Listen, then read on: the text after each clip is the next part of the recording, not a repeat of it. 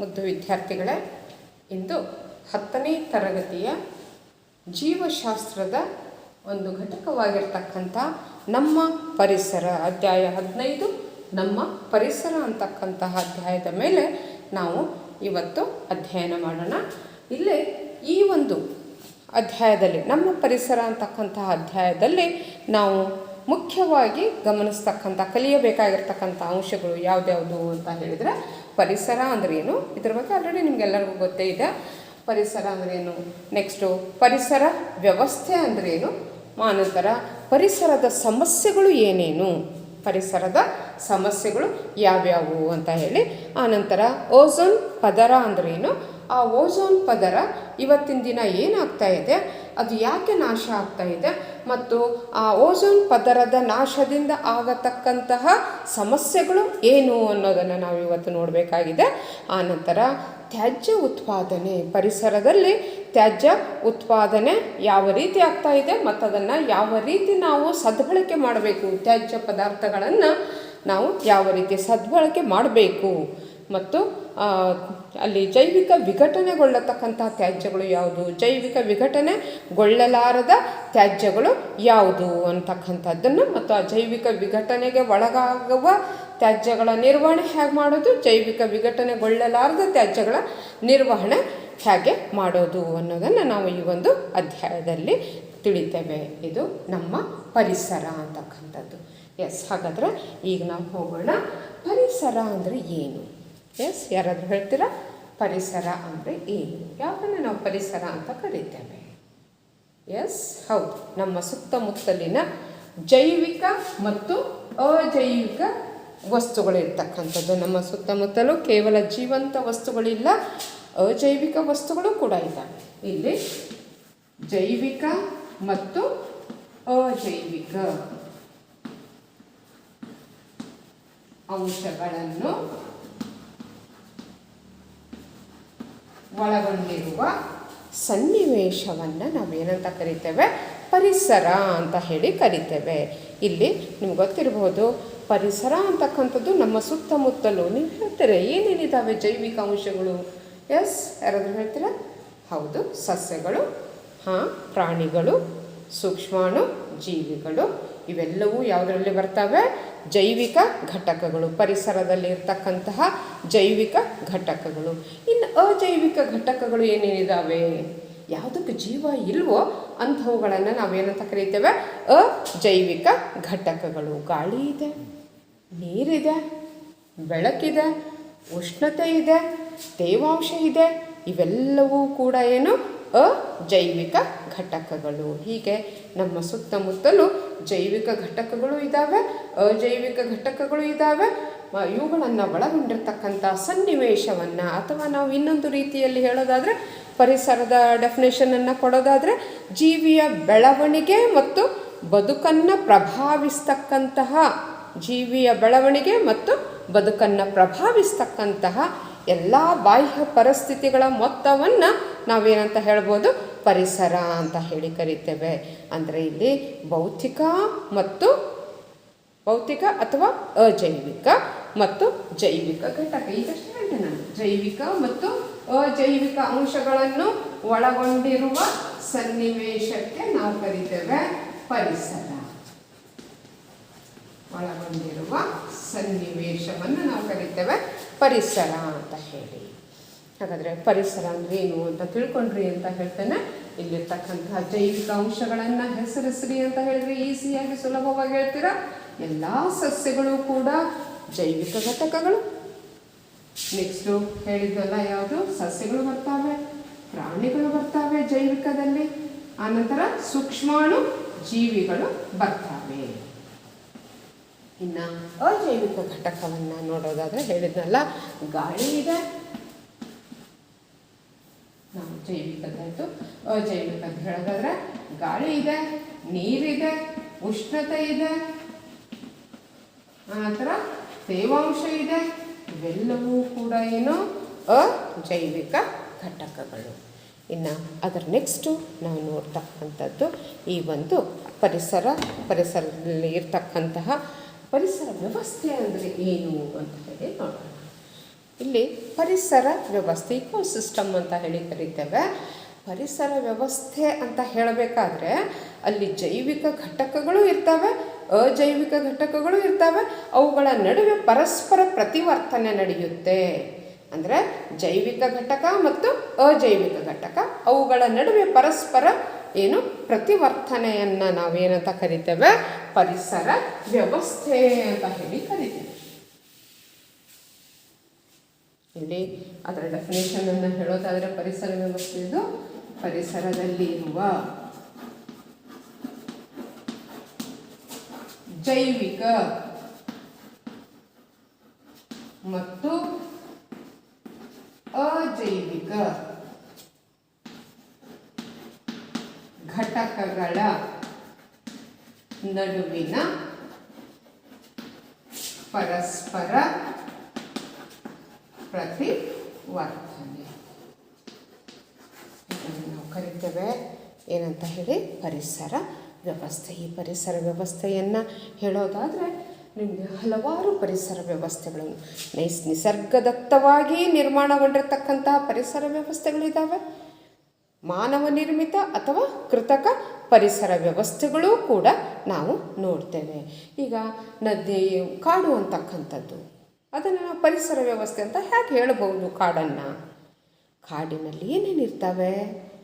ಸಸ್ಯಗಳಿರ್ತವೆ, ಪ್ರಾಣಿಗಳಿರ್ತವೆ, ಸೂಕ್ಷ್ಮಾಣುಜೀವಿಗಳಿರ್ತವೆ. ಅವುಗಳ ನಡುವೆ ಪರಸ್ಪರ ಏನು ನಡೀತಾ ಇರುತ್ತೆ?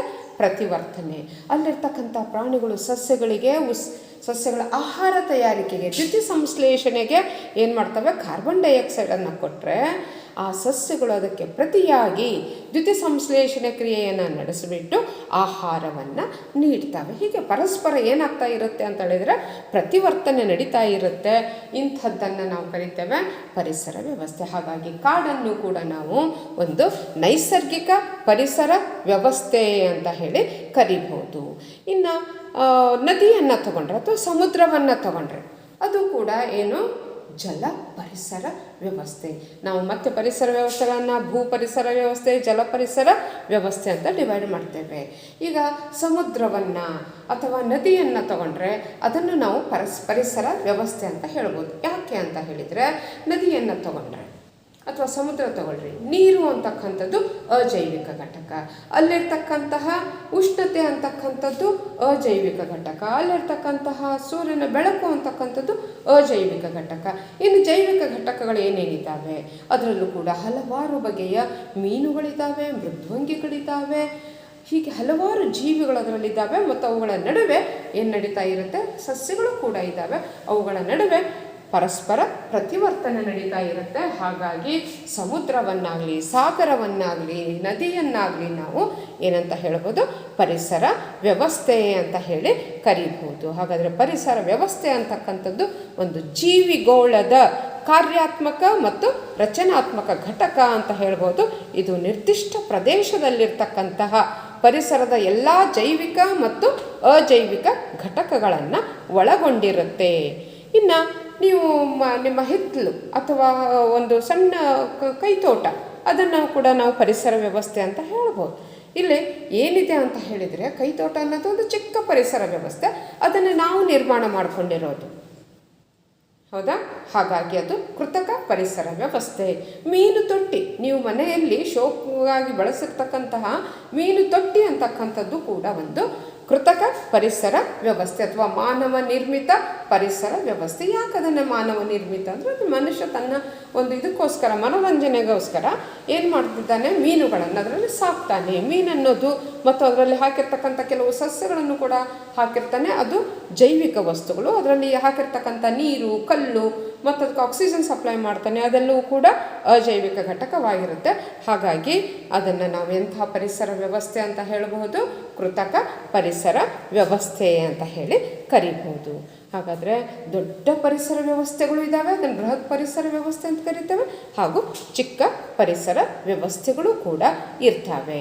ಇನ್ನು ಅದರ ನೆಕ್ಸ್ಟು ನಾವು ನೋಡ್ತಕ್ಕಂಥದ್ದು ಈ ಒಂದು ಜೈವಿಕ ಘಟಕ ಮತ್ತು ಅಜೈವಿಕ ಘಟಕಗಳ ನಡುವಿನ ಪರಿಸರ ವ್ಯವಸ್ಥೆ ಅಂತ ಏನು ನೋಡಿದ್ವಲ್ಲ, ಅದರ ವಿಧಗಳನ್ನು ಕೂಡ ನಾವು ನೋಡಿದ್ವಿ. ಇನ್ನು ಕೆಲವೊಂದು ವಸ್ತುಗಳು. ಇಲ್ಲಿ ನಿಮ್ಗೆ ಗೊತ್ತೇ ಇದೆ ಕೆಲವೊಂದು ವಸ್ತುಗಳು ಏನಾಗ್ತವೆ ಅಂತ ಹೇಳಿ. ಇಲ್ಲಿ ಜೈವಿಕ ಘಟಕಗಳ ವಿಂಗಡಣೆಯ ಬಗ್ಗೆ ನೋಡ್ತಾ ಹೋಗೋಣ. ಜೈವಿಕ ಘಟಕಗಳನ್ನು, ಜೀವ ಇರ್ತಕ್ಕಂತಹ ಘಟಕಗಳು ಹೇಳಿದ್ರಿ, ಸಸ್ಯಗಳು, ಪ್ರಾಣಿಗಳು, ಸೂಕ್ಷ್ಮಾಣು ಜೀವಿಗಳು, ಅದನ್ನು ಹೇಳಿದ್ರಿ. ಜೈವಿಕ ಘಟಕಗಳು. ಮತ್ತು ನಾವು ಈ ಜೈವಿಕ ಘಟಕಗಳನ್ನು ಏನು ಮಾಡ್ತೇವೆ, ಡಿವೈಡ್ ಮಾಡ್ತೇವೆ. ಏನಾಗಿ ಡಿವೈಡ್ ಮಾಡ್ತೇವೆ ಅಂತ ಹೇಳಿದರೆ ಉತ್ಪಾದಕಗಳು. ಜೈವಿಕ ಘಟಕಗಳನ್ನು ಡಿವೈಡ್ ಮಾಡೋದು ನಾವೇನು, ಉತ್ಪಾದಕ ಅಂದರೆ ಯಾವುದು ತನ್ನ ಆಹಾರವನ್ನು ದ್ಯುತಿ ಸಂಶ್ಲೇಷಣೆ ಕ್ರಿಯೆಯ ಮೂಲಕ ತಯಾರು ಮಾಡುತ್ತೋ ಅಂತಹ ಜೀವಿಗಳನ್ನು ನಾವು ಕರಿತೇವೆ ಉತ್ಪಾದಕರು. ಹೌದಾ? ತಮ್ಮ ಆಹಾರವನ್ನು ತಾವೇ ತಯಾರಿಸಿಕೊಳ್ತಕ್ಕಂತಹ ಜೀವಿಗಳನ್ನು ಏನಂತ ಕರಿತೇವೆ ನಾವು, ಉತ್ಪಾದಕರು ಅಂತ ಹೇಳಿ ಕರಿತೇವೆ. ಹಾಗಾದರೆ ಇಲ್ಲಿ ಉತ್ಪಾದಕರು ಅಂತ ಹೇಳಿದರೆ ಯಾರು ಬರ್ತವೆ, ಎಲ್ಲ ಸಸ್ಯಗಳು ಅಥವಾ ದ್ಯುತಿ ಸಂಶ್ಲೇಷಣೆಯನ್ನು ನಡೆಸತಕ್ಕಂತಹ ಜೀವಿಗಳು ಬರ್ತಾರೆ. ಇನ್ನು ಅದರ ನೆಕ್ಸ್ಟು ನಾವು ಅದರಿಂದ ಆ ಉತ್ಪಾದಕ ಜೀವಿಗಳಿಂದ ಏನು ಮಾಡ್ತೇವೆ, ಆಹಾರವನ್ನು ಪಡ್ಕೊಳ್ತೇವೆ. ಅಂಥದ್ದನ್ನು ನಾವು ಕರಿತೇವೆ ಉಪಭೋಗಿಗಳು ಅಥವಾ ಭಕ್ಷಕರು ಅಂತ ಕರೀತೇವೆ. ಉಪಭೋಗಿನೂ ಅಂತ ಹೇಳ್ಬೋದು ಅಥವಾ ಅದನ್ನು ನಾವೇನಂತ ಹೇಳ್ಬೋದು, ಭಕ್ಷಕರು. ಯಾರ್ಯಾರು ಭಕ್ಷಕರು? ಹಾಗಾದರೆ ಯಾರು ತಮ್ಮ ಆಹಾರಕ್ಕಾಗಿ ಸಸ್ಯಗಳನ್ನು ಅವಲಂಬಿಸಿದಾವೋ ಅದನ್ನು ನಾವು ಭಕ್ಷಕರು ಅಂತ ಕರಿತೇವೆ. ಪ್ರಾಣಿಗಳು ಕೂಡ ಸಸ್ಯ, ಅದರಲ್ಲಿ ಮತ್ತೆ ನಾವು ಸಸ್ಯಾಹಾರಿ, ಮಾಂಸಾಹಾರಿ, ನಮ್ಮನ್ನು ಭಕ್ಷಿಸ್ತಕ್ಕಂಥ ಕೆಲವು ಜೀವಿಗಳು ಇರ್ತವೆ, ಅವುಗಳು ಮಾಂಸಾಹಾರಿಗಳು. ಟೋಟಲಿ ಅದರಲ್ಲಿ ಬರ್ತಕ್ಕಂಥ ಭಕ್ಷಕರು. ಆಹಾರವನ್ನು ನಾವು ಸಸ್ಯ ಮೂಲದಿಂದ ಪಡ್ಕೊಂಡಿದ್ವಿ ಅಂದರೆ ಸಸ್ಯಾಹಾರಿ, ನಮ್ಮನ್ನು ಇದು ಮಾಡ್ತಕ್ಕಂಥದ್ದು ಏನು, ಮಾಂಸಾಹಾರಿ ಅಂತ ಹೇಗೆ ಹೇಳ್ತಾ ಹೋಗ್ತೇವೆ. ಹಾಗೆ ಇಲ್ಲಿ ಭಕ್ಷಕರು, ಅದರಲ್ಲಿ ಎಲ್ಲ ಪ್ರಾಣಿಗಳು ಇದರಲ್ಲಿ ಬರ್ತಾರೆ. ಇನ್ನು ಈ ಸಸ್ಯಗಳು ಮತ್ತು ಪ್ರಾಣಿಗಳ ಇದಾದ ಮೇಲೆ ಏನು, ಸಾವಿನಿಂದ ಅಂದರೆ ಮಣ್ಣಿಗೆ ಸೇರಿಸಿದಾಗ ಅವುಗಳು ಏನಾಗ್ತವೆ ಅಂದರೆ ಕೊಳೆಯುತ್ತವೆ. ಹಾಗೆ ಕೊಳೆಯುವಂತೆ ಮಾಡತಕ್ಕಂತಹ ಜೀವಿಗಳು, ಇವುಗಳನ್ನು ನಾವು ಕರಿತೇವೆ ವಿಘಟಕಗಳು.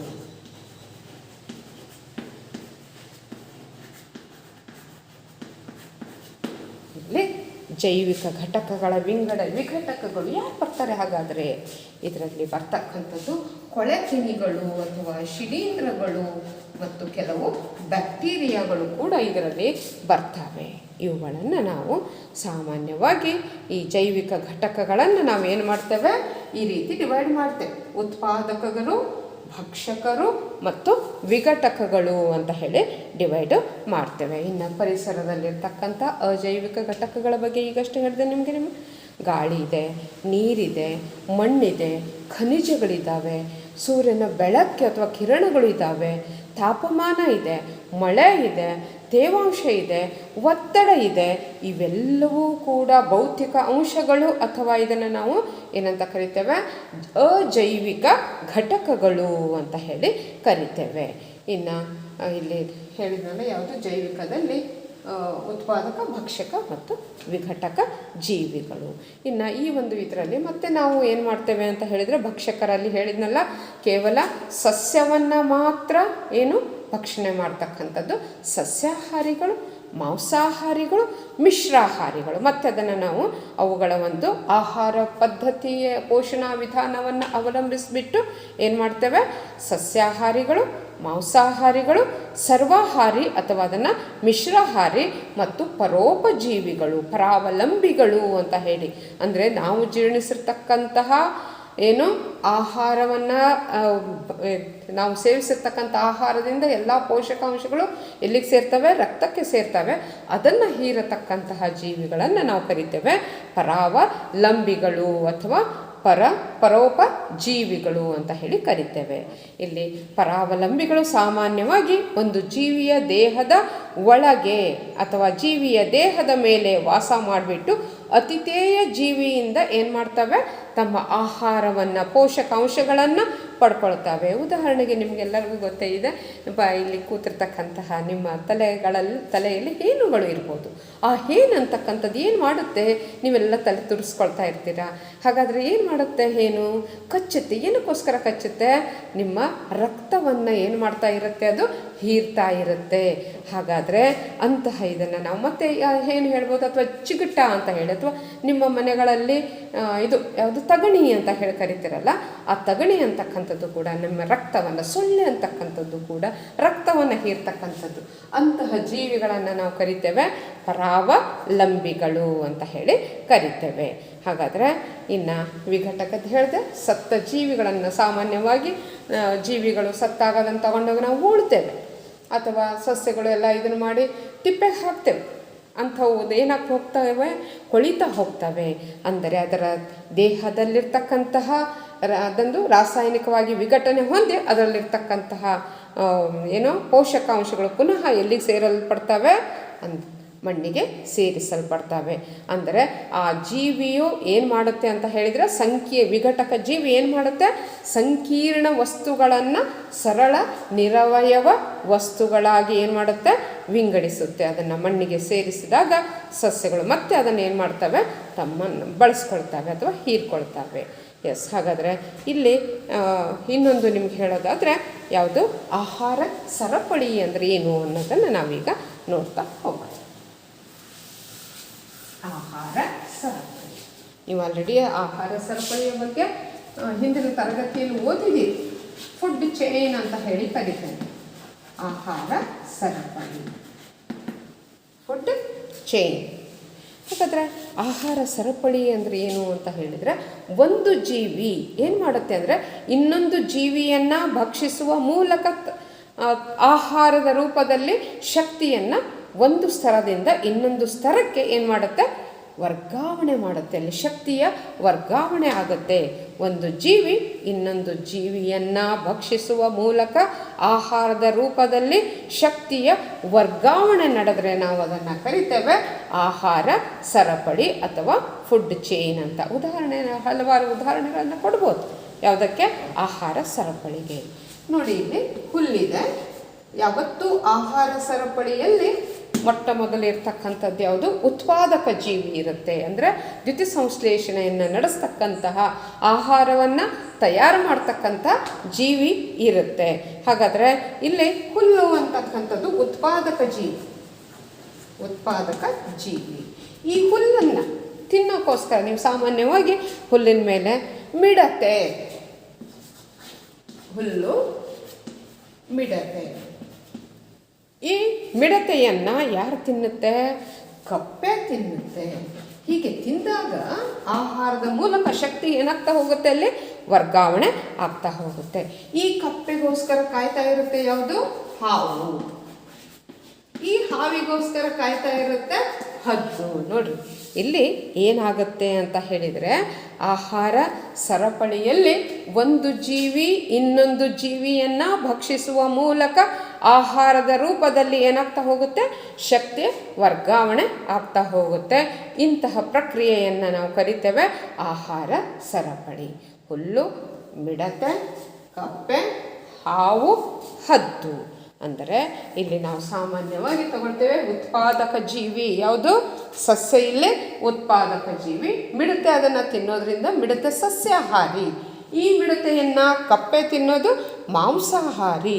ಆ ಕಪ್ಪೆಯನ್ನು ಹಾವು ತಿನ್ನೋದು ಉನ್ನತ ಮಾಂಸಾಹಾರಿ. ಅದರ ನೆಕ್ಸ್ಟು ಹದ್ದು ಕೂಡ, ಇದು ಕೂಡ ಏನು, ಉನ್ನತ ಮಾಂಸಾಹಾರಿ ಅಥವಾ ಅತ್ಯುನ್ನತ ಮಾಂಸಾಹಾರಿ ಅಂತ ಹೇಳಿ ಕರಿತೇವೆ. ಇಲ್ಲಿ ಇದಿಷ್ಟು ಆಹಾರ ಸರಪಳಿಗೆ ಸಂಬಂಧಪಟ್ಟ ಹಾಗೆ. ಆಹಾರ ಸರಪಳಿ ಅಂದರೆ ಏನು ಅನ್ನೋದನ್ನು ಕರೆಕ್ಟಾಗಿ ತಿಳ್ಕೊಳ್ಳಿ. ಫುಡ್ ಚೈನ್ ನಿಮ್ಮ ಮನೆಗಳಲ್ಲೂ ಕೂಡ ಅನೇಕ ಆಹಾರ ಸರಪಳಿಗಳನ್ನು ನೀವು ಹೇಳ್ಬೋದು. ಉದಾಹರಣೆಗೆ ಟೊಮೆಟೊ ಇಟ್ಟಿರ್ತೀರ, ಆ ಟೊಮೆಟೊ ತಿನ್ನೋದಕ್ಕೆ ರಾತ್ರಿ ಜಿರಳೆ ಬರುತ್ತೆ, ಆ ಜಿರಳೆಯನ್ನು ತಿನ್ನೋದಕ್ಕೆ ಹಲ್ಲಿ ಬರುತ್ತೆ, ಆ ಹಲ್ಲಿಯನ್ನು ತಿನ್ನೋದಕ್ಕೆ ಯಾವುದು, ಬೆಕ್ಕು ಬರುತ್ತೆ. ಈ ರೀತಿ ನೀವು ಕೂಡ ನಿಮ್ಮ ಮನೆಗಳಲ್ಲಿರ್ತಕ್ಕಂಥ ಅನೇಕ ಆಹಾರ ಸರಪಳಿಗಳನ್ನು ಹೇಳಬಹುದು. ಇನ್ನು ಅದರ ನೆಕ್ಸ್ಟು ನಾವು ನೋಡ್ತಕ್ಕಂಥದ್ದು ಪೋಷಣಾ ಸ್ತರ ಅಂದರೆ ಏನು ಅಂತ ಹೇಳ್ತಾ ಹೋಗಿ. ಪೋಷಣಾ ಸ್ತರ ಇಲ್ಲಿ ಪೋಷಣಾ ಸ್ತರ ಅಂತಂದರೆ ಹೇಳಿದ್ನಲ್ಲ, ಆಹಾರ ಸರಪಳಿಯಲ್ಲಿ ಯಾವುದರ ವರ್ಗಾವಣೆ ಆಗುತ್ತೆ?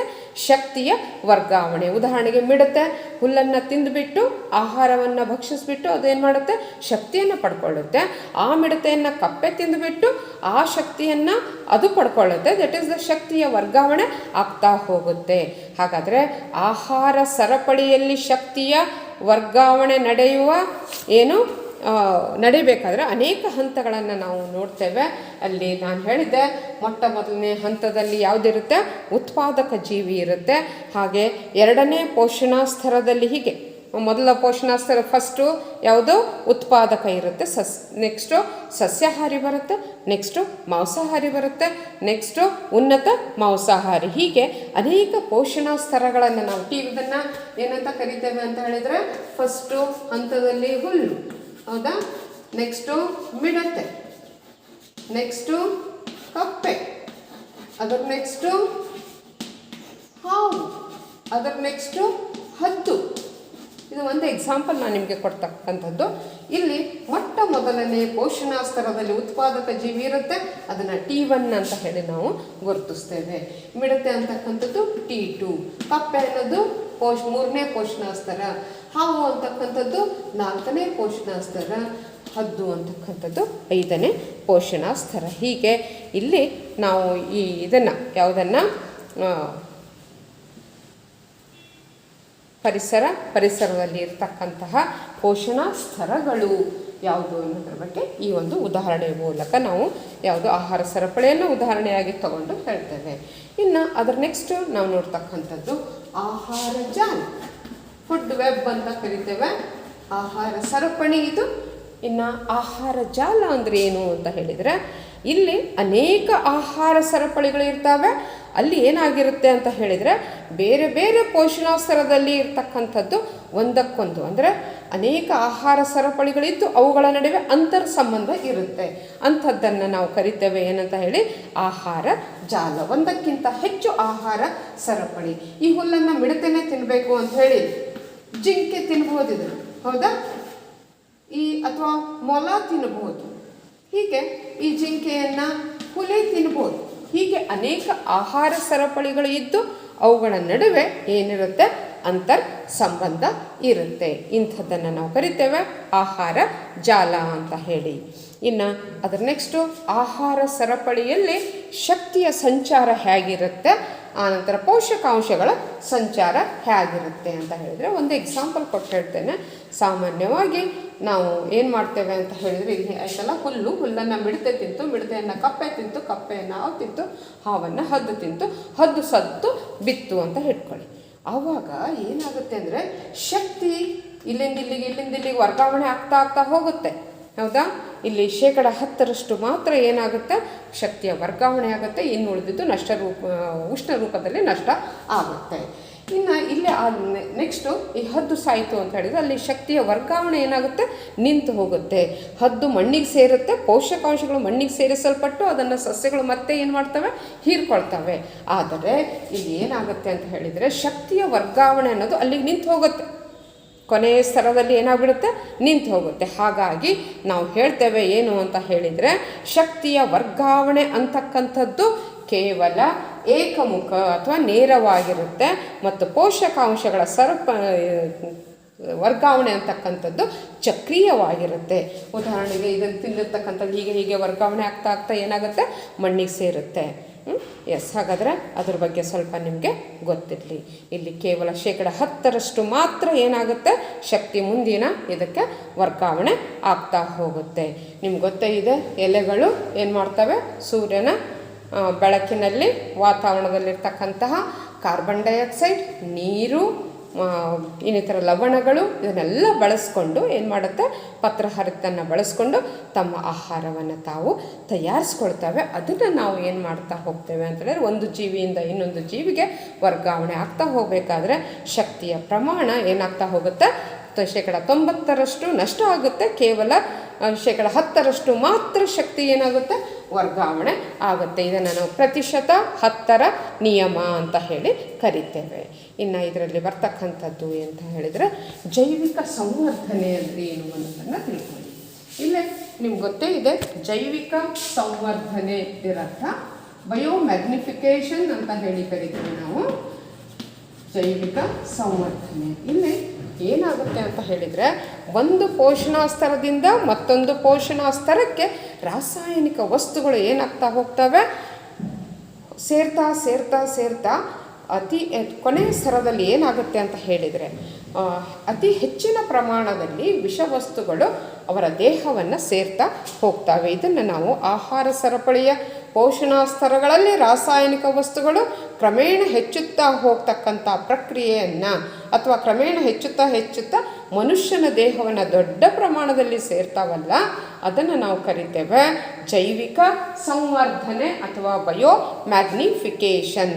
ಫಾರ್ ಎಕ್ಸಾಂಪಲ್ ಹೇಳೋದಾದರೆ DDTಯನ್ನು ಸಿಂಪಡಿಸಿರ್ತಕ್ಕಂತಹ ಹುಲ್ಲನ್ನು ಹಸು ತಿನ್ನುತ್ತೆ. ಹಸುವಿನ ದೇಹದಲ್ಲಿ ದಿನದಿಂದ ದಿನಕ್ಕೆ ಏನಾಗ್ತಾ ಹೋಗುತ್ತೆ, ರಾಸಾಯನಿಕ ವಸ್ತುಗಳು ಸ್ಟಾಕ್ ಆಗ್ತಾ ಹೋಗ್ತವೆ.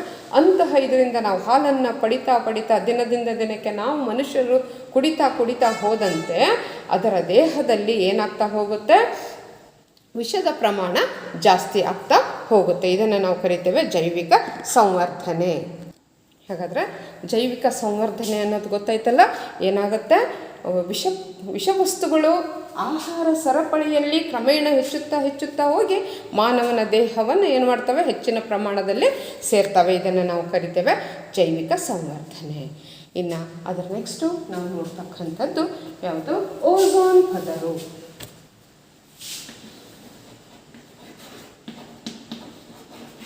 ಇಲ್ಲಿ ಓಝೋನ್ ಅಂತಕ್ಕಂಥದ್ದು ಗೊತ್ತೇ ಇದೆ ನಿಮಗೆ. ಆಕ್ಸಿಜನ್ನಿನ 3 ಪರಮಾಣುಗಳಿಂದ ಮಾಡಲ್ಪಟ್ಟಿರ್ತಕ್ಕಂಥ ಇದಕ್ಕೆ ನಾವೇನಂತ ಕರಿತೇವೆ, ಓಝೋನ್ ಅಂತ ಹೇಳಿ ಕರಿತೇವೆ. ಓಝೋನ್ ಅಂತಕ್ಕಂಥದ್ದು ಏನು ಮಾಡುತ್ತೆ ಅಂತ ಹೇಳಿದರೆ, ಭೂಮಿಯ ಮೇಲ್ಮೈಯನ್ನು ಸೂರ್ಯನ ಹಾನಿಕಾರಕವಾಗಿರ್ತಕ್ಕಂಥ ನೇರಳಾತೀತ ಕಿರಣಗಳಿಂದ ನಮ್ಮ ಭೂಮಿಯನ್ನು ಏನು ಮಾಡ್ತಾ ಇರುತ್ತೆ, ರಕ್ಷಣೆ ಮಾಡ್ತಾ ಇರುತ್ತೆ.